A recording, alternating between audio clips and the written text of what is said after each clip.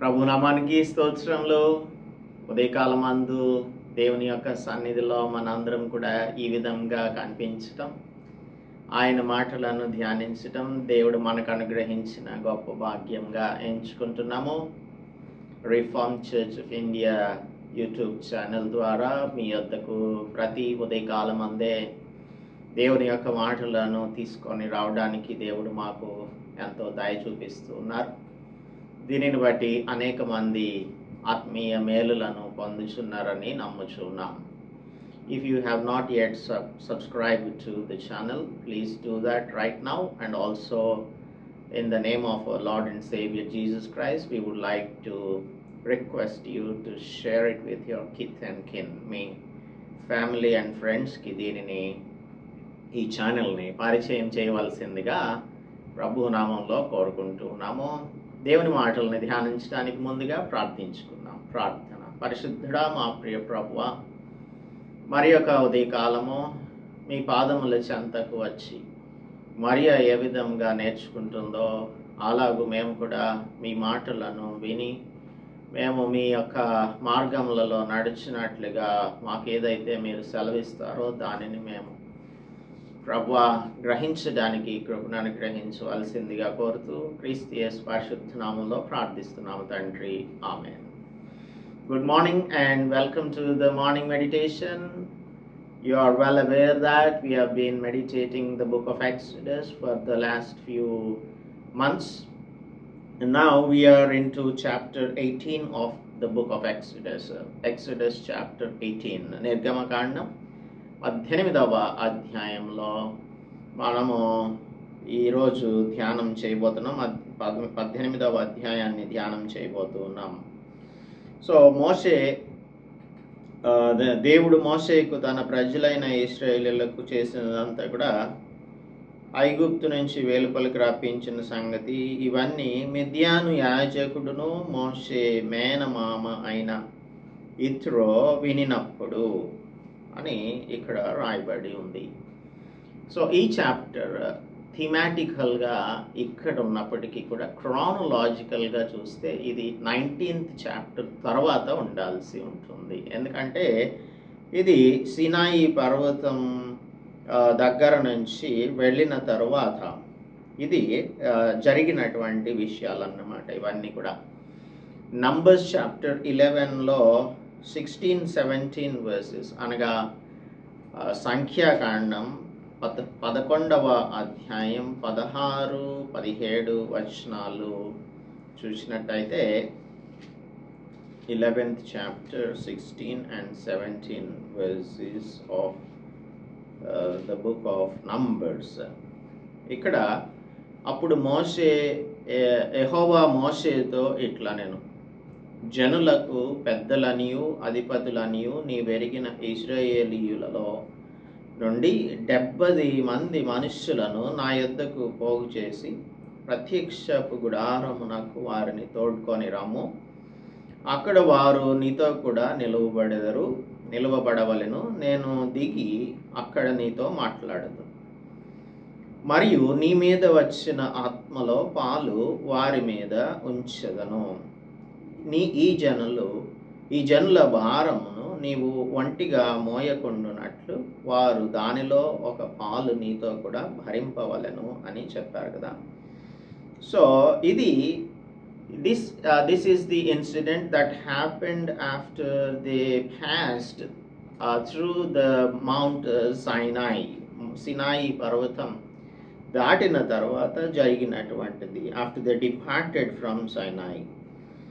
అలాగే దీనిని మనం ద్వితీయోపదేశకాండంలో కూడా చూడవచ్చు. మొదటి అధ్యాయం 13-18 వచనాలు చదివినట్లయితే. So thematically this is placed here, but it should be chronologically be placed after chapter 19 of Exodus. ఏదైనా సరే ఎవరు ఈ మిద్యానీయులు ఎవరు అని అంటే అబ్రహాము మరి ఒక వివాహం చేసుకున్నాడు. ఆదికాండం 25వ అధ్యాయంలో మొదటి వచనంలో అబ్రహాము మరలా ఒక స్త్రీని వివాహం చేసుకొనెను. ఆమె పేరు కెతూరా. ఆమె అతనికి 6 కుమారులను కన్నది. అందులో 4వ కుమారుని పేరు మిద్యాను. If you read verses 1 and 2 of chapter 25 Genesis, you will know this. మిద్యాను అనేటువంటి వాడు అబ్రహాము కుమారుడు. అంటే he is like one of his blood relatives. కాబట్టి ఈ మిద్యానులో ఒక దేవుని యొక్క యాజకుడు ఉన్నాడు. దేవుని యొక్క యాజకుడు ఎలాగ మనం చెప్పొచ్చు అని అంటే, దేవునికి తాను ఒక బలిని అర్పించాడు అనే విషయాన్ని మనం ఈ అధ్యాయంలో రగుయేలు లేదు అంటే జెత్రోని గురించి మాట్లాడతాం. తెలుసుకుంటాం. జెత్రో ఆర్ రగుయేల్, తెలుగులో రగుయేలు అని అంటాం. సో ఈ జెత్రో మోషేకి మామగారు, ఆమె కుమార్తె అయిన జిప్పోరాను మోసెస్ వివాహం చేసుకున్నాడు. ఇక్కడ మనం చూస్తున్నది we see the family reunion. మోషే తన యొక్క కుమారులు తన భార్యను కలుసుకుంటున్నాడు. So they are in the family reunion. మోషే మామయ్య అయిన ఇత్రో తన యొద్దకు పంపబడిన మోషే భార్య అయిన సిప్పోరాను ఆమె 2 కుమారులను తోడుకొని వచ్చాను. అంటే ఎప్పుడైతే దేవుడు తనను ఈజిప్ట్కి వెళ్ళమని చెప్పాడో వారిని వెంట పెట్టుకొని మోషే వెళ్ళాడు అని మనం చదువుకుంటాము ఇదే ఎక్సోడస్లో. ఆ తర్వాత మనం ఇక్కడ చూస్తున్నది ఏంటంటే, మోషే మామయ్య అయిన ఆ ఇత్రో తన యొద్దకు పంపబడిన మోషే భార్య అయిన సిప్పోరాను ఆమె 2 కుమారులను తీసుకొని వచ్చాడు. అంటే మోసెస్ వారిని తన మామగారి దగ్గరికి పంపించారు. ఇంతకుముందు మనం దీన్ని అక్కడ చూడలేదు కానీ ఇక్కడే చూస్తున్నాం. So he sent them to the father in law. వారిని తీసుకొని ఇక్కడికి వస్తున్నాడు ఫ్యామిలీ రీయూనియన్లో. ఆయన యొక్క కుమారులు పేర్లు మనకి ఇక్కడ కనిపిస్తాయి. ఒకటి పేరు ఏమో గెర్షోము, ఇంకొకని పేరేమో ఎలియాజర్. ఎలియాజర్ అంటే the lord is my help, దేవ సహాయం అని క్రింద ఫుట్ నోట్లో మనం చూస్తాం. దేవ సహాయం ఎలియాజర్ అని పేరు పెట్టారు. ఇద్దరు కుమారులు, గెర్షోము ఎలియాజరు అనే 2 కుమారులు ఉన్నారు. మనకి సిప్పోరా గురించి కూడా తెలుసు. మోషే వారిని తీసుకొని వెళ్తూ ఉన్నప్పుడు సర్కంసిజన్ చేసిన సంగతి మనకు బాగా విదితమే. అంటే సిప్పోరా కూడా మరి సజీవుడైన దేవుని ఆరాధించేటువంటిదిగా ఉన్నది. అలాగే మోషే మామ కూడా దేవుని యొక్క యాజకునిగా ఉన్నాడు. సో మిద్యాను యాజకుడు అనంటే మిద్యానులో నుంచి దేవుడు ఏర్పరచుకున్నటువంటి యాజకుడు. మోషే మామయ్య అయిన ఇత్రో అతని కుమారులిద్దరిని అతని భార్యను తోడుకొని అరణ్యంలో దేవుని పర్వతం దగ్గర దిగిన మోషే యొద్దకు. దేవుని యొక్క పర్వతం అంటే it is mount Horeb or you can also call it Sinai, mount Sinai, లేదంటే సీనాయి పర్వతం. హోరేబు లేదంటే సీనాయి పర్వతం దగ్గర ఉన్నారు. ఇప్పుడు మనం మోసెస్తో దేవుడు మాట్లాడినప్పుడు 3వ అధ్యాయం 1వ వచనంలో మండుచున్న పొదలో నుంచి మాట్లాడినటువంటి ఆ లొకేషన్ ఉంది కదా, maybe it is very near to Jethro's residence. అది ఇత్రో యొక్క నివాస స్థలమునకు దగ్గరగా ఉన్న ప్రదేశం. అక్కడికి తన మామగారి యొక్క మందలను గొర్రెలను మేపడానికి మోసెస్ వచ్చినప్పుడు మాట్లాడాడు. సో అదే పర్వతం దగ్గరికి వీరు చేరుకున్నప్పుడు వీరిని తీసుకొని వచ్చినట్లుగా మనం చదువుకుంటాం. That is what we learn from here. ఇది నథింగ్ బట్ 2nd verse-ని మరలా 2వసారి చెప్తున్నాడు, తీసుకొని వచ్చాడు అని. ఇత్రో అను నీ మామయ్య అయిన నేను నీ భార్యయు ఆమెతో కూడా ఆమె 2 కుమారులు నీ వద్దకు వచ్చి ఉన్నాము అని కబురు పెట్టారు. ఎందుకంటే అక్కడ చాలామంది ఉన్నారు, సుమారుగా 20 లక్షల మంది. మోసెస్ దగ్గరికి వెళ్ళడం, ఆయనను రికగ్నైజ్ చేయడం అనేది అంత సులువైన విషయం కాదు కనుక ముందుగానే మెసేజ్ని పంపించాడు, మేము వస్తున్నాము అని. వస్తున్నాము అని చెప్పినప్పుడు మోషే తన మామను ఎదుర్కొని పోయి వందనం చేసి అతన్ని ముద్దు పెట్టుకున్నాడు. ఇది పెద్దలను గౌరవించడాన్ని మనకు నేర్పిస్తుంది. సో అడిషనల్ డీటెయిల్స్ సెకండ్ verse-కి అడిషనల్ డీటెయిల్స్గా మనకు ఈ వచనాలు రాయబడి ఉన్నాయి. ఒకరి క్షేమము ఒకరు తెలుసుకొని గుడారంలోనికి వచ్చిరి. ఒకరికొకరు క్షేమ సమాచారాలు తెలుసుకున్న తర్వాత వారు వారి యొక్క గుడారంలోనికి వచ్చారు. ఆ తర్వాత వారు డిస్కషన్లో అన్నీ కూడా దేవుని గురించినటువంటి మాటలు మాట్లాడుకుంటున్నారు. కుటుంబాలు కలుసుకున్నప్పుడు మనం పిచ్చపాటి మాట్లాడుకుంటాం, కానీ ఇక్కడ మాట్లాడుకుంటున్న మాటలు చూడండి, దైవ సంబంధమైన విషయాలనే మాట్లాడుకుంటున్నారు.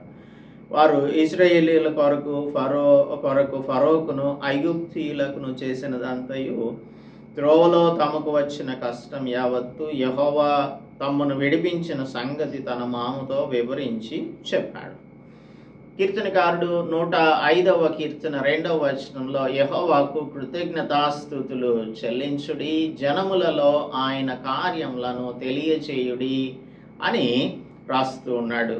అది ఇక్కడ మోసెస్ చేస్తూ ఉన్నాడు. జనములలో ఆయన కార్యములను మనం తెలియజేసే వారంగా ఉండాలి. ఇంకా 2వ వచనం చదివితే నా కష్ట దినమున నాకు విముఖుడవై 105:2లో ఆయనను గూర్చి పాడుడి, ఆయనను కీర్తించుడి, ఆయన ఆశ్చర్య కార్యములన్నింటిని గూర్చి సంభాషణ చేయుడి. ఆయనను గూర్చి పాడుడి, కీర్తించుడి, ఆయన ఆశ్చర్య కార్యములన్నింటిని గూర్చి సంభాషణ చేయుడి. సో మన యొక్క సంభాషణలు ఏ విధంగా ఉంటున్నాయి? ఏమి సంభాషణలు చేస్తున్నాం? మనం కూడుకున్నప్పుడు ఏ విధంగా ఏ విషయాలను మాట్లాడుకుంటున్నాం? ఇంట్లోనే కాదు, సంఘంలో కూడుకున్నప్పుడు కూడా మనం ఇతరులను గురించి మాట్లాడుకునే దానికన్నా దేవుడు మన ఎడల చేసిన క్రియలను గురించి మాట్లాడుకుంటే అది దేవునికి ఇష్టమైనటువంటి రీతిలో ఉంటుంది మన సంభాషణ. ఎందుకని విస్తారమైన మాటలను మనం మాట్లాడకూడదు, అనవసరమైన మాటలను మాట్లాడకూడదు. ఈ విధంగా వారు they were rejoicing over the goodness of God. దేవుని యొక్క మంచితనమును బట్టి వారు సంతోషిస్తున్నారు. ఐగుప్తీయుల చేతిలో నుండి విడిపించి ఇశ్రాయేలీలకు చేసిన మేలంతటిని గురించి ఇత్రో సంతోషించను. మరియు ఇత్రో ఐగుప్తీయుల చేతిలో నుండి ఫరో చేతిలో నుండి మమ్మల్ని విడిపించి ఐగుప్తుల చేతి క్రింద నుండి ఈ ప్రజలను విడిపించిన యెహోవా స్తుతింపబడును గాక అంటున్నాడు. So this is how we know that Jethro is the servant of God. దేవుని యాజకుడు అని మనం ఇక్కడ చెప్పవచ్చు. అన్యజనులలో దేవుని యొక్క యాజకునిగా ఉంటూ ఉన్నాడు. ఐగుప్తీయులు గర్వించి ఇశ్రాయేలీల మీద చేసిన దౌర్జన్యమును బట్టి ఆయన చేసిన దాన్ని చూచి యెహోవా సమస్త దేవతల కంటే గొప్పవాడని ఇప్పుడు నాకు తెలిసినది అనెను. This also gives the proof that he is nothing but the servant of God. దేవుని యొక్క యాజకుడు అనే విషయం మనకు అర్థమవుతుంది. ఇప్పుడు 12వ వచనంలో జెత్రో ఏం చేస్తున్నాడంటే దేవుని ఆరాధిస్తూ ఉన్నాడు. మోషే తన మామయ్య అయిన ఇతరు ఒక దహన బలులను దేవునికి అర్పింపగా అహరోనును ఇశ్రాయేలీయుల పెద్దలందరూ మోషే మామతో దేవుని సన్నిధిని భోజనము చేయవచ్చురి. So they were sharing a meal in the presence of the lord. దీనిని మనం ఏం చెప్పొచ్చు అంటే ఒక కవెనెంట్ మీల్ని వారు చేస్తూ ఉన్నారు. కవెనెంట్ మీల్, దేవుని యొక్క ప్రత్యక్షతలో దేవుని యొక్క ప్రెజెన్స్లో వారు భోజనం చేస్తున్నారు. దేవునికి బలి నడిపించిన తర్వాత మరునాడు మోసే ప్రజలకు న్యాయం తీర్చుచుండగా ఉదయం మొదలుకొని సాయంత్రం వరకు ప్రజలు మోసే యొద్ద నిలిచుండేది. ఇప్పుడు వరకు ఒక ఫ్యామిలీ రియూనియన్ని చూసాం మొదటి 12 వచనాలలో. అలాగే ఇతరు దేవుని యొక్క సేవకుడు అన్న విషయం, యాజకుడు అన్న విషయం ఇక్కడ మనకు స్పష్టమవుతుంది. మన యొక్క సంభాషణలు ఏ విధంగా ఉండాలి అనే విషయాన్ని కూడా మనకు తెలియజేస్తున్నాయి ఈ 12 వచనాలలో. 13వ వచనం నుంచి చూసినట్టయితే ఒక రెస్పాన్సిబిలిటీని ఏ విధంగా డెలిగేట్ చేయాలి అనే విషయం మనకు కనిపిస్తుంది. సో మొట్టమొదటిగా మనం చూసింది we remember the faithfulness of God. దేవుని యొక్క నమ్మకత్వాన్ని మనం జ్ఞాపకం చేసుకొని ఆయనను స్తుతించడం.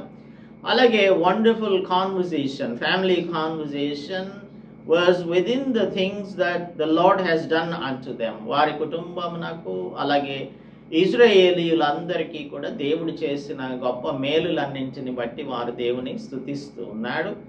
కానీ 13వ వచనం నుంచి చూసినట్టయితే ఒక జూయిష్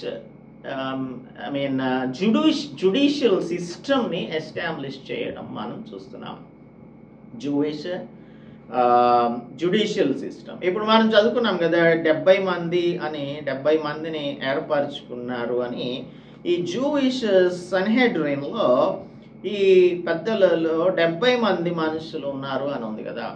ఇది మిద్యానీయుడైన ఇత్రో ఇచ్చినటువంటి ఒక సజెషన్ బట్టి ఈ విధంగా పెద్దలైనటువంటి వారిని, అది కూడా ఏంటంటే సామర్థ్యం కలిగినటువంటి వారు, 21-22 వచనాలు చూసినట్టయితే, అంటే మోజెస్కి నీకు చాలా మిక్కిలి భారంగా ఉంది కాబట్టి why don't you delegate your responsibility to the people who are the men of ability and the men of godliness and men of honour అని ఒక సజెషన్ని ఇస్తున్నాడు. అది దేవుని యొక్క చిత్తం కాబట్టి దేవుడు కూడా తెలియజేశాడు 11వ అధ్యాయం సంఖ్యాకాండంలో. ఆ విధంగా వారిని దేవుని యొద్దకు తీసుకొని వచ్చాడు.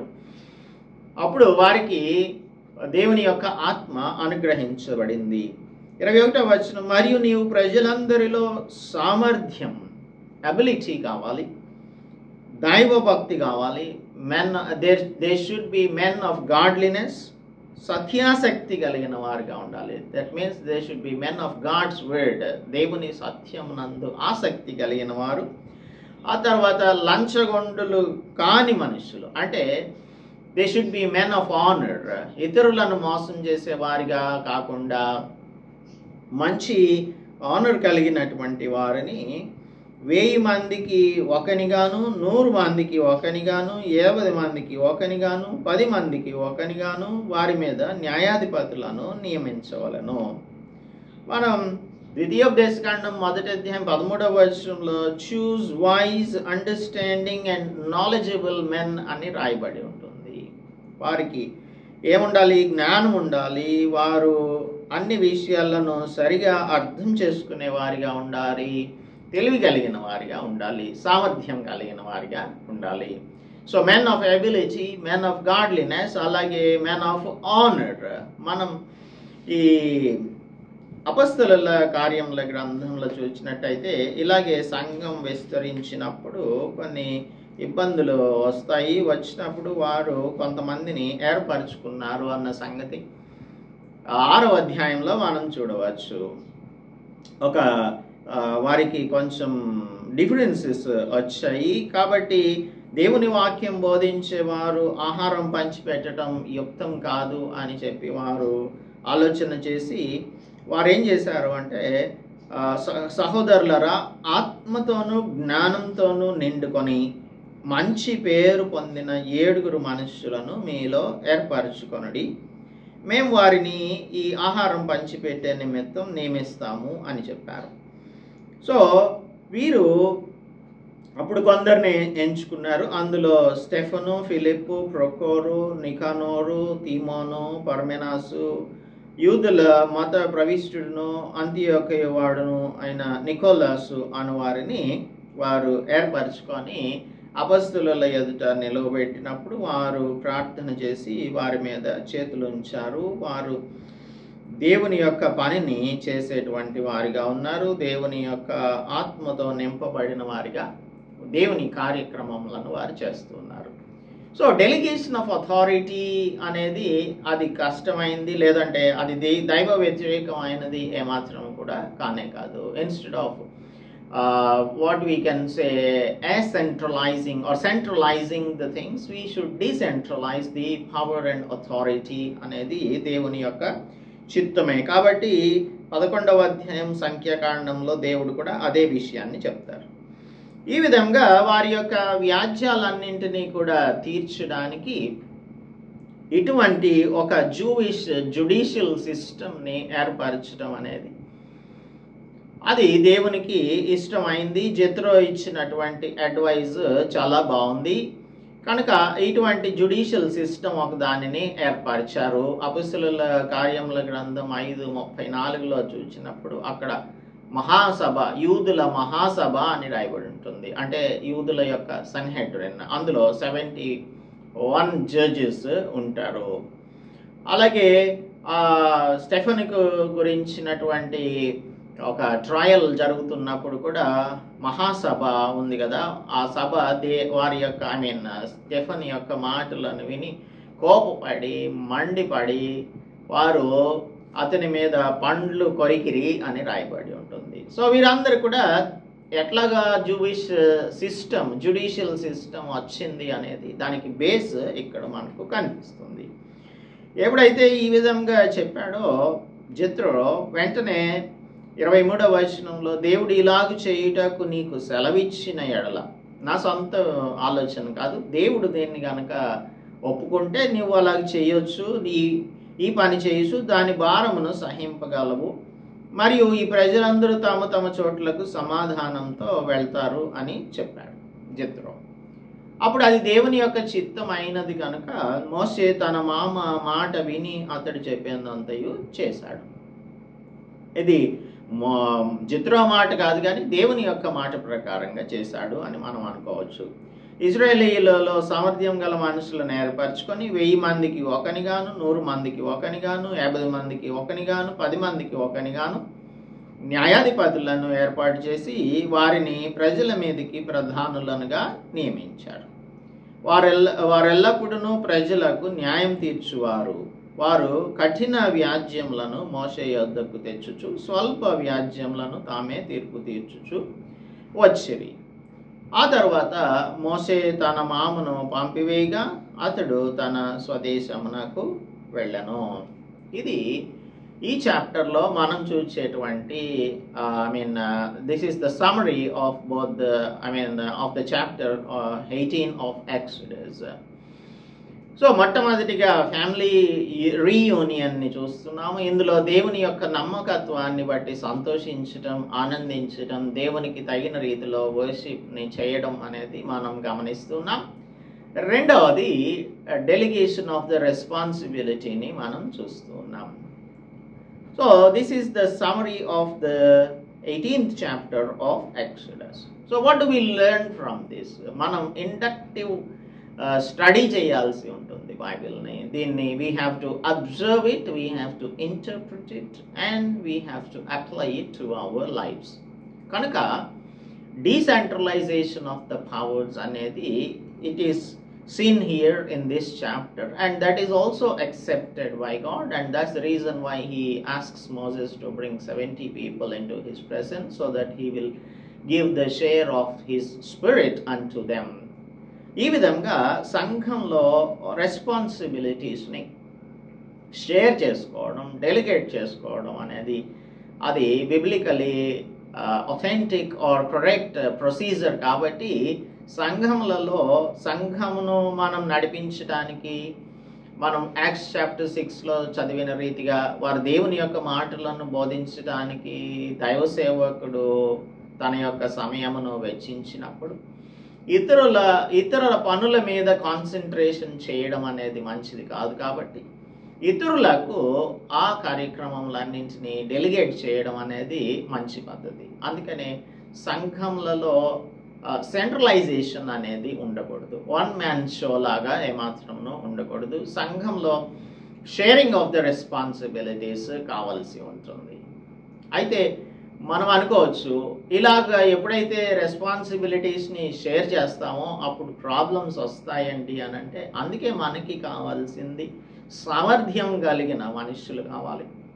దీనికంటే ముందుగా దైవభక్తి కలిగినటువంటి వారు, సత్యాసక్తి కలిగిన వారు, లంచగొండులు కానివారు. ఇప్పుడు మన సంఘాలలో మనం చూసినట్టయితే ఈ దైవభక్తి లేని వారిని సంఘంలో సభ్యులుగా లేదంటే కమిటీ మెంబర్స్గా చేస్తుంటారు. వారికి దేవుని యొక్క భయం లేకపోతే దేవుని యొక్క కార్యక్రమాలను ఏ విధంగా ముందుకు నడిపించగలుగుతారు? రెండవది సత్యాసక్తి అసలే ఉండదు. అంతా కూడా అబద్ధమే మాట్లాడతారు. నోరు తెరిస్తే అబద్ధాలే చెప్తుంటారు. ఎందుకంటే వారికి దేవుని యొక్క భయం లేదు కనుక. అందుకనే సంఘాలలో మనం చూస్తుంటాము, ఈ సంఘానికి సంబంధించిన ఆస్తులను వారు అమ్మేయడం, తర్వాత తాకట్టు పెట్టేయడం, వీరందరూ కొట్లాడుకోవడం, పోలీస్ స్టేషన్కి వెళ్ళడం, అవి న్యూస్ పేపర్లోనూ టెలివిజన్లోనూ కనిపించటం. దేవుని యొక్క నామం నాకు అవమానం కలగడానికి కారణం ఏంటంటే, దైవభక్తి లేనివారు, సత్యాసక్తి లేనివారు, డబ్బులంటే ఆశ లేని వారుగా ఉండాలి. లంచగొండులు కాని వారిని దేవుని యొక్క పరిచర్య నిమిత్తం మనం అపాయింట్ చేసినప్పుడు ఎటువంటి కంటెంపరీ ప్రాబ్లమ్స్ రాకుండా ఉంటాయి. మరి వారిని ఎలా చూస్ చేయాలి అంటే, అటువంటి వారిని మాత్రమే మనం ఎంచుకోవాలి. వారిని మనం we have to observe them. వారి యొక్క లైఫ్ స్టైల్, వారి యొక్క ఫ్యామిలీ అఫైర్స్ అన్నీ కూడా గమనించిన తర్వాత మాత్రమే సంఘం వారిని లీడర్స్గా అపాయింట్ చేయాల్సి ఉంటుంది. సో అటువంటి వారిని మనం సంఘంలో కలిగి ఉన్నట్టయితే సంఘం చక్కగా వర్ధిల్లుతుంది, దేవుని యొక్క మాటలు ప్రకటించబడతాయి. ఇప్పుడు మనం ఈ యాక్ట్స్ చాప్టర్ 6లో చదువుకున్న రీతిలో వీరందరూ కూడా చూడండి, దేవుని వాక్యము ప్రబలమై శిష్యుల సంఖ్య యెరూషలేంలో విస్తరిస్తుంది, మరియు యాజకులలో అనేకులు విశ్వాసమునకు లోబడిరి. సంఘం విస్తరించాలి. అయితే స్టెఫెన్ చూడండి, కృపతోను బలంతోను నిండిన వాడై ప్రజల మధ్య మహత్కార్యములను, గొప్ప సూచక క్రియలను చేయుచుండెను.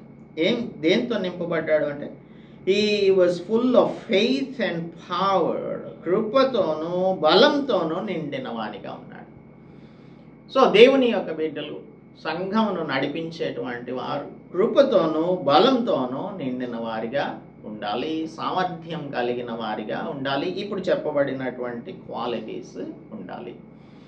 అలాగూ మన యొక్క సంఘములు ఉన్నట్టయితే దేవుని యొక్క సువార్త ప్రకటించే విషయంలో ఆసక్తి కలిగిన వారిగా పనిచేయడానికి అవకాశం లభిస్తుంది. అలాగే మనం సంఘంలో పార్ట్ అండ్ పార్సెల్గా ఉన్నప్పుడు, మనం సంఘంలో కలుసుకుంటున్నప్పుడు ఏ విషయాలను గురించి సంభాషిస్తున్నాము అనేది చాలా ప్రాముఖ్యమైన విషయం. So the first lesson is how to choose the elders of the church.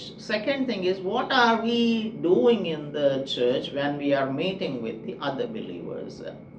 ఇతర విశ్వాసులతో మనం కలుసుకున్నప్పుడు వాళ్ళిలాగా వీళ్ళిలాగా అని అనవసరమైన సమాజానికి సంబంధించిన విషయాలు, లేకపోతే ఫ్యామిలీ అఫైర్స్, అనవసరమైన విషయాలను మాట్లాడకుండా దేవుని గురించినటువంటి మాటలు మనం మాట్లాడుకొని దేవుని స్తుతించే విధంగా మన యొక్క సంభాషణలు ఉండాలి అనేది ఇప్పుడు మోషే మామ వచ్చి తన యొక్క అల్లుడి గారితో కూర్చొని, కుటుంబంతో కూర్చొని దేవుని మాటలను చెప్పుకుంటూ ఏ విధంగా స్తుతిస్తున్నారో అలాగా మనం ఉండాలి అని ఈ 18th చాప్టర్ మనకు సెకండ్ లెసన్ని బోధిస్తుంది. So 2 lessons, how to appoint elders. Number 2, what are we to converse with people. ఇతరులతో మనం ఏం సంభాషించాలి అనే విషయాన్ని తెలియజేస్తుంది. Let us apply it to our lives and may the Lord bless you. Let us pray. పరిశుద్ధుడా మా ప్రియ ప్రభువా, మా రక్షక, మా దేవా, మరి ఒక్కసారి మేము మీ మాటలను ధ్యానించే భాగ్యం అనుగ్రహించారు. 18th చాప్టర్ ఎక్సోడస్ ద్వారా మేము సంఘంలో కలుసుకున్నప్పుడు, కుటుంబాలతో కలుసుకున్నప్పుడు ఏ విషయాలను సంభాషించాలి అనే విషయాన్ని మాకు బోధించారు. అందును బట్టి స్తుతులు. అలాగే సంఘంలో పెద్దలను అపాయింట్ చేసేటప్పుడు వారికి ఉండవలసిన క్వాలిటీస్ ఏమిటో మాకు తెలియపరిచారు. కాబట్టి దైవభక్తి కలిగిన వారు, సత్యాసక్తి కలిగిన వారు, లంచగొండులు కానివారు, సామర్థ్యం కలిగిన వారిని పెద్దలుగా ఎంచుకునే జ్ఞానమును మా సంఘములకు అనుగ్రహించుమని, తద్వారా మీ మాటను, మీ వాక్యమును ఇతరులకు మేము బోధించడానికి అనువైన వాతావరణం సంఘములలో కల్పించవలసిందిగా కోరుతూ, మీ మాటలను అర్థం చేసుకొనుట ద్వారా మా జీవితములను, మా సంఘములను సరిచేసుకొనుటకు మాకు సహాయం చేయమని క్రీస్తు యేసు పరిశుద్ధ నామములో ప్రార్థిస్తున్నాము తండ్రి. ఆమేన్. దేవునామానికి స్తోత్రం. అందరికీ కూడా వందనాలు. Let us rebuild our houses, our conversations, our relationships, and all our churches, so that we'll be able to spread the good news of Christ Jesus unto the sinking world. అందుకు దేవుడు మనందరికీ సహాయం చేయను గాక. ఆమేన్.